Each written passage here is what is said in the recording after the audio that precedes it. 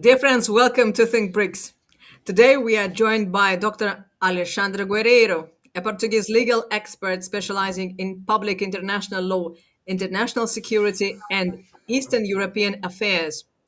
Dr. Guerreiro holds a PhD in law and serves as an associate member of the Institute of Political and Legal Sciences at the University of Lisbon, the Faculty of Law. His research focuses on the principle of non intervention, international criminal justice, and Russian studies, making him the perfect expert to unpack one of the most controversial financial and legal decisions in modern European history: the frozen Russian assets and what the European Union plans to do with them.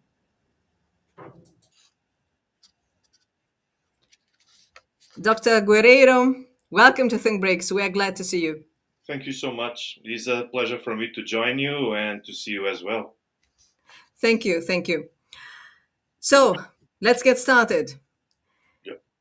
Please explain us what the European Union has done with Russian money. When we hear that the European Union has so-called frozen 210 billion euros of Russia's central bank money, what does that actually mean? Well, in one single word, and as you put it in the title here, it's pure theft. It's piracy, whatever you want to call it, because it is a huge and significant violation of international law. The international system is organized under the principle of sovereign equality, which means that all countries, all states are equal between themselves.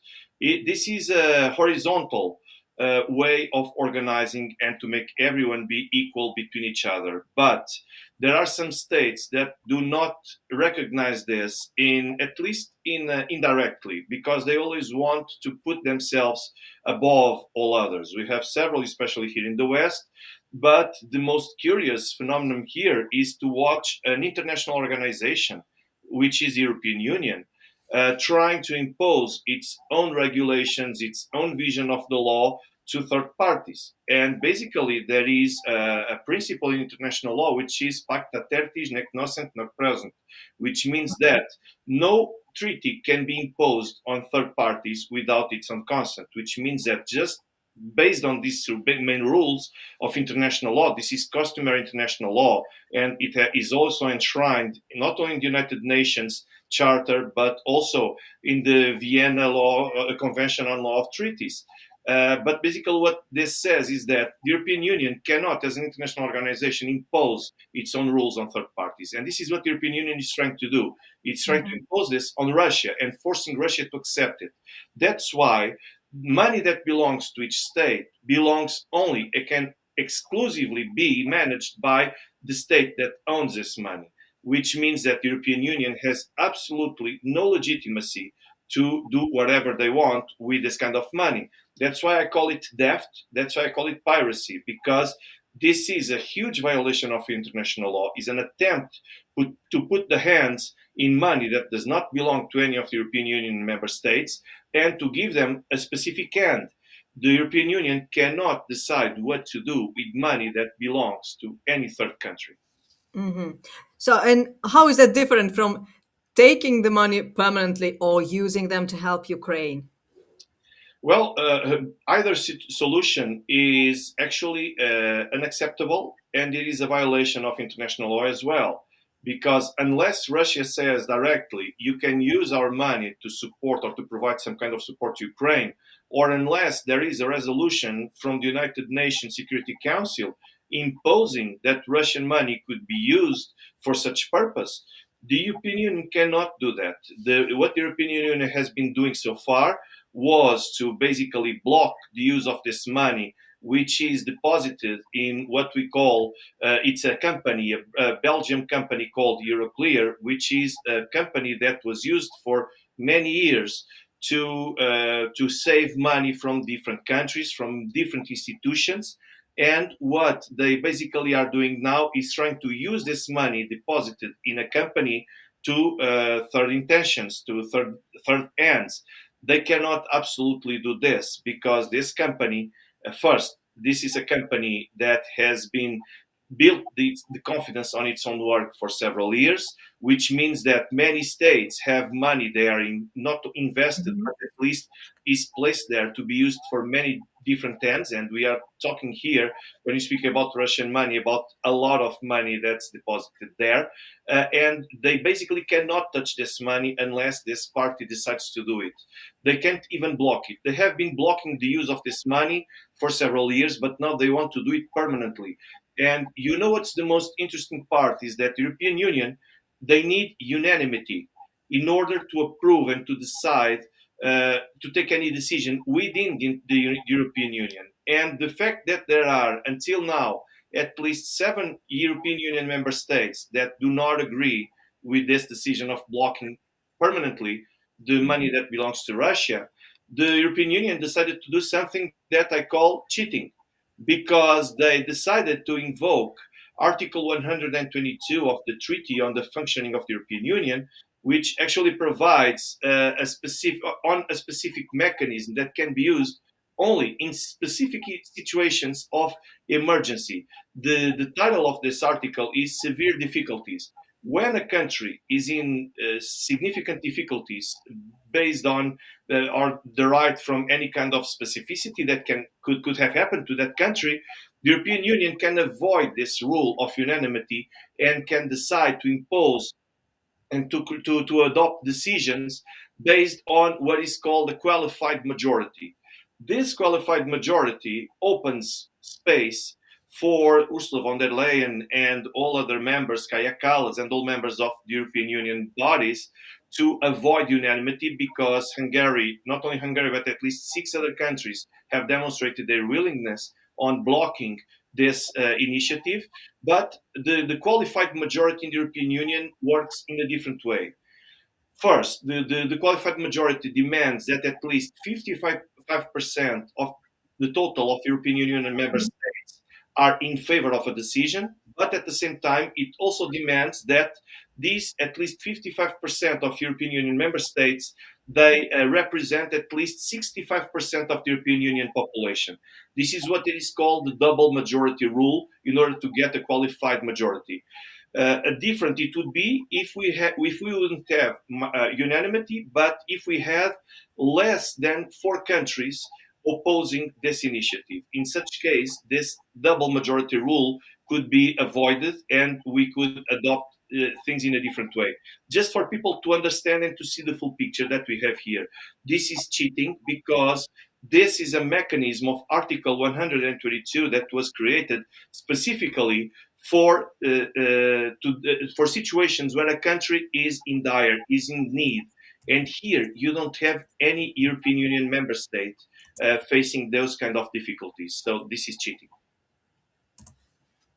I see.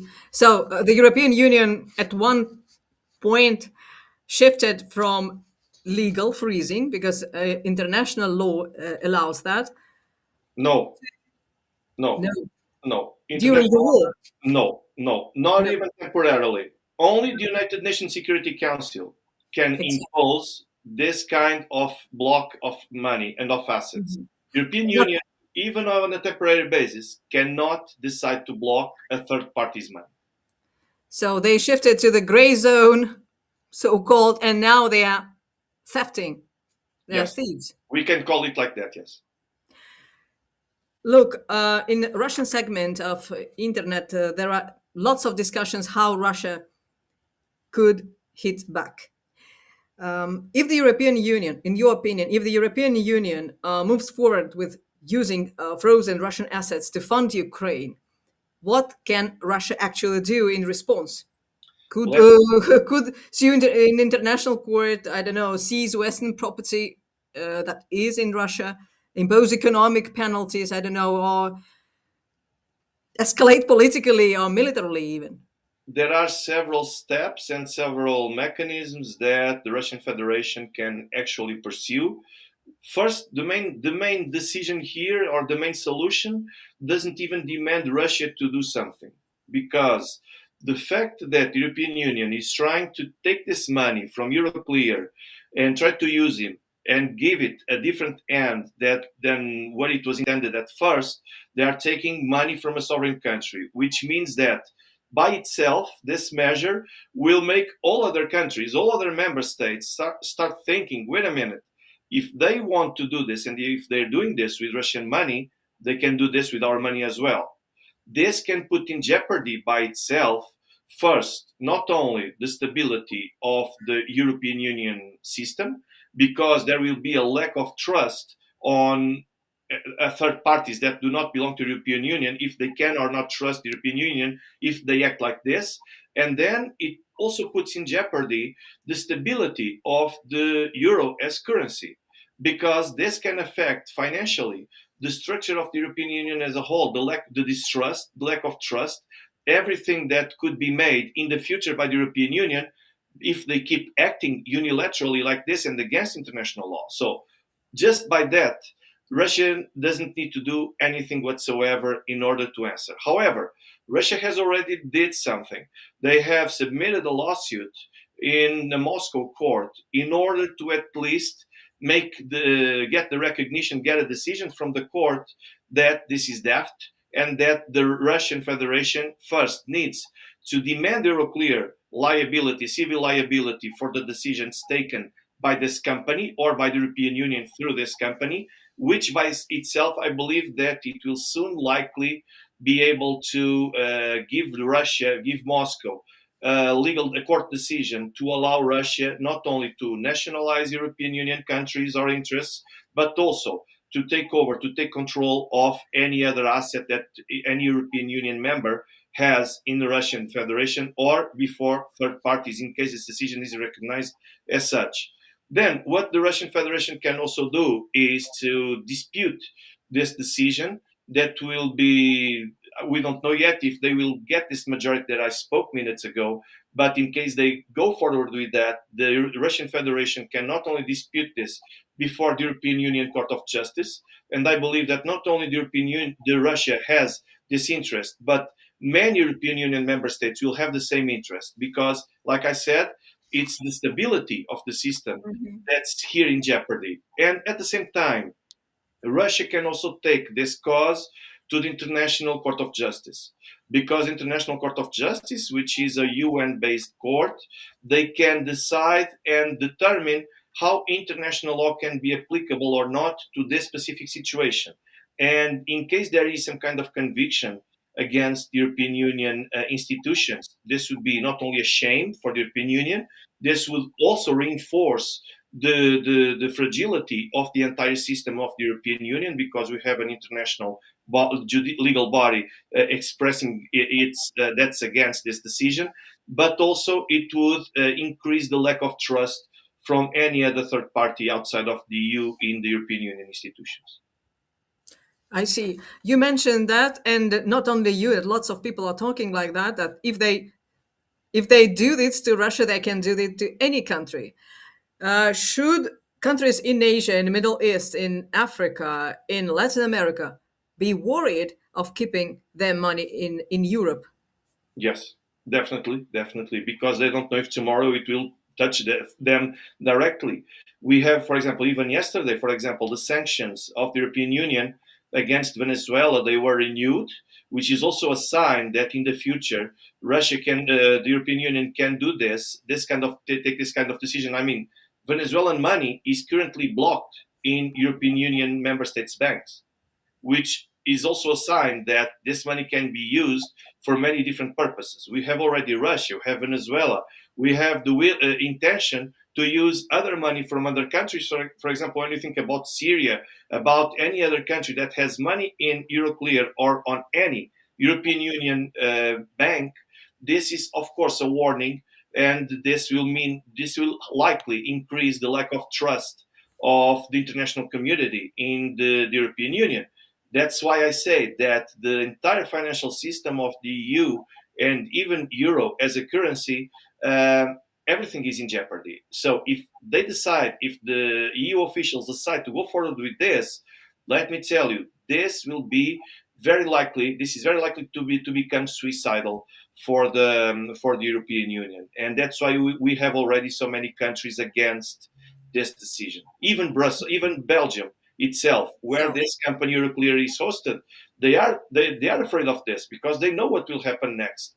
They know there is a significant risk of facing the fragility of the entire country. The entire country can collapse. It's totally unpredictable to know the extent of this decision, of the effects of this decision. But let me tell you, it will hardly touch Russia because Russia has been able to survive without the use of this money. It will most likely target and fire back to the European Union. hmm. So you mentioned about Venezuela, and it is important to know that Venezuelan gold reserves in UK has been frozen also, not only money in euro or in US dollars, gold reserves. Um, when we are talking about that, some countries may take away their money from the European Union. Of course, we are talking about China. China has Indeed. enormous reserves Indeed. held in European banks and in Euroclear itself. So Indeed. And Belgium, you know what? Let me remind you, please, that more or less 1 month ago, we have a huge decision taken by a Dutch court against a Chinese company that was producing microchips, if you remember. So this demonstrates that they are willing to go. They at the European Union they are yeah. willing to go forward with this, even to China. So it's not a matter of the dimension of the country. It's a matter of, let me tell you, of some kind of mental illness that they have, that they cannot look around and see the full picture, and they are willing to accept to go on a suicide mission against the international community and against international law. So deadline is coming. It's 18th of December to vote on this reparation loans proposal. Well, can you walk us through what exactly is being decided? Why countries, well, you already started, countries like Belgium and Hungary, for instance, are resisting still? And what the immediate consequences will be if the vote passes versus if it fails? I believe that if this bill or this draft will be adopted, I believe that many European Union countries will take this decision of the European Commission to the European Court of Justice, because that's where you have to dispute it. And when you see the mechanism chosen, like I said before, this Article 122 of the Treaty on the Functioning of the European Union, you see that it was supposed to be used in a temporary and exceptional mean for only for emergencies. And here you cannot simply demonstrate which member state has to deal with difficulties in the economic and financial field, that in order to justify the way that they intend to bypass the rule of unanimity. So basically, this is also a bad sign for the international community as a whole, because you see that they intend to promote democracy everywhere. They want to speak about pluralism. And then when you have some voices against these crazy steps, I mean, the European Union is composed of 27 member states. We have different cultures, different ways of looking at the international reality. We should respect and try to reach some kind of result that will be liked by everyone. And what we are witnessing is exactly the opposite. Is an attempt to impose a specific view, and anytime you have a different voice, you try to shut them by trying to circumvent the legal rules that demand unanimity. And now let's try to choose some other mechanism. You remember when some months ago the European Union, they decided to take Viktor Orban out of the room because he was going to block another draft sanctions regulation, and because of that, if he stayed in the room, even the absence of vote, if they decided not to position themselves in favor or against, the abstentions are considered to be a vote against. So Viktor Orban had only one solution, one option: to vote in favor. Because he was not going to do that, they decided to take him out of the room. So this is the European Union. This is the pluralism. This is the democracy in the European Union. They try to circumvent and to bypass all kind of legal rules that at least they are going to ruin the narrative or the goals that they have already prepared for to impose on every EU official. You don't see any kind of referendum being held on here. You don't see the European Commission being elected. I mean, we could sit here the whole night criticizing the European Union and why this is not a democratic project. This is just the most recent chapter of the lack of democracy within the European Union. Thank you. To our viewers, please be a part of our discussion today. If you have questions, leave them in the comments section. We are glad to read them and to ask our today's guest. So I don't know about that emergency procedure. They are definitely trying to do that. I don't know to see if they seriously considering emergency procedure to bypass. Is it real? Yes, this is actually the option that's in the table because the European Union, because of so many countries against this decision, what European Union officials want when we speak about not only Ursula von der Leyen, Antonio Costa, Kaja Kallas, Roberta Metsola, this main leadership of the European Union, what they want to do is to make sure that even if they don't have a strong majority, that they at least can impose their own view on the rest of the European Union. And the only option is now using this Article 122, which is also a very dangerous step to take because what we have been witnessing so far, and this will likely affect the Eurozone, the Euro area, and the currency itself, because until now, what has been the strongest point and the strongest feature of the Euro was the stability, the political stability within the European Union. So this makes a currency stronger. But when you see that there are institutions trying to bring new rules, trying to create new law outside of the treaties, like we have here with Article 122, this is clearly a demonstration to every other investor or to any other third party that the European Union is not trustable because you don't know what they will invent or what they will create next in order to bypass another rule. And this qualified majority rule, this is the only way presently that the European Union has. First, also to avoid the European Parliament. The European Parliament, where you get people that are directly elected by the people to the European Union member states citizens, this is the only body to which we vote for. And they have one single mission, which is to at least fiscalize or try to control the actions taken by the European Commission and by European Union institutions. And they want to avoid the European Parliament. Why? Because they know what will happen. They know that they will hear a lot of people criticizing these steps, criticizing in a harsh way. And then this Article 122, like you see, like I told you before, this is a creation that they are imagining different mechanisms on the treaties that we can use, and then we create some kind of reason to justify its use. This, like I told you, this in practice, this was also only supposed to create interim measures. It was not and precautionary instruments that could at least allow the European Union member state in difficulty to try to at least handle for some time more until the European Union as a whole could decide on significant measures to bring it back to stability. No one has ever said which European Union member country is at stake to justify the use of this rule.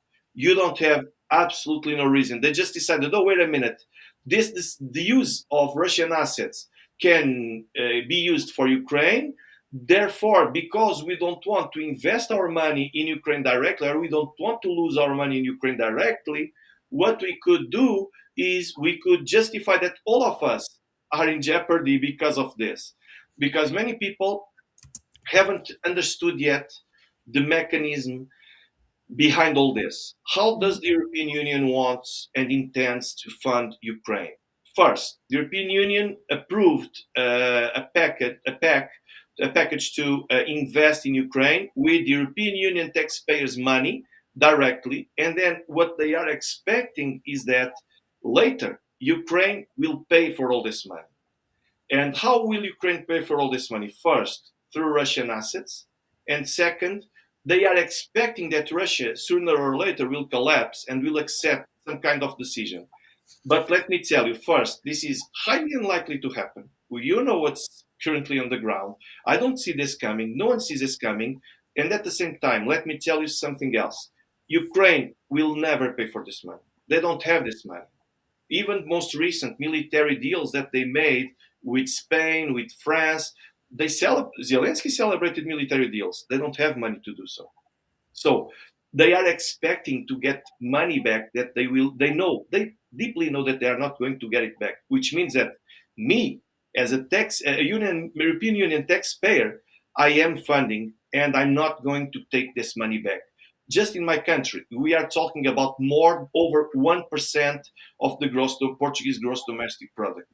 Just this more than 1% would allow us to build, at least we made here the maths here, it would allow us to build 8 new hospitals, to fund the building of new schools. Now we have to cut it in the public spending in order to send this money to Ukraine. And as I read today, Spain already did. They sent some billions to Ukraine, and they celebrated that. Yeah. When Okay, we have a question. Why has the US not put pressure on the European Union to return these Russian assets? Well, first, let me tell you, because it's not happening in the United States. The United States have nothing to do directly with that. They feel that they are not going to be affected. And at the same time, it's better for the United States to have a weaker European Union and a more fragile European Union rather than if it is stronger and stable. So for the United States, this is the best case scenario that could happen to them. European Union giving a shot on their foot directly, it's perfect for the United States. Yes. Because the United States is looking at the European Union as a competitor, right? I don't know for how much longer, but for now, yes. For now, yes. So if the European Union goes from freezing money to actually taking them, what do you see happening in the future? I don't know. Could we see countries rushing to Euroclear to take their money back? Or, I don't know, more countries will try to join BRICS? Or will we see the absolutely damaged reputation of euro as a reserve currency? Well, BRICS is for sure, it's not a future. BRICS is present. So I don't have any doubts of that. And you can see that each BRICS forum that happens, each summit of BRICS, you watch more and more countries trying to at least demonstrate interest and trying to show any kind of willingness on joining BRICS. That's for sure. I believe that this trend will continue because at least on BRICS, you know that they will have, those countries will have at least an option. They will have a solution which will definitely make this to be one of the most interesting options for the future for the countries. At the same time, I see them disputing or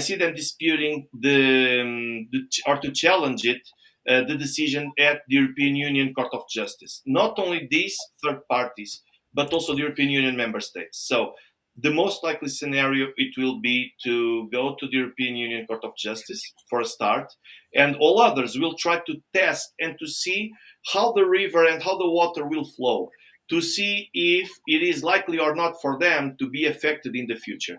I believe that these are the most likely scenarios. At the same time, it could be interesting to watch how European Union companies would react regarding investment abroad.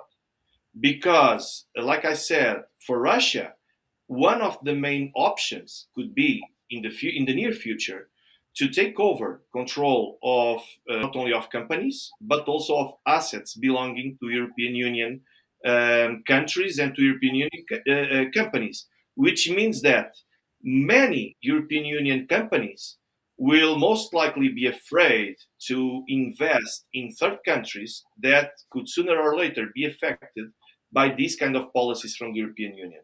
And this would mean that we would have some kind of retraction concerning European Union member states, companies projection towards the outside. Because if companies are afraid, if companies don't believe in the institutions that actually control the whole system in the European Union space, then this will probably make them not to enrich so much as they could if they had open way to invest in third parties.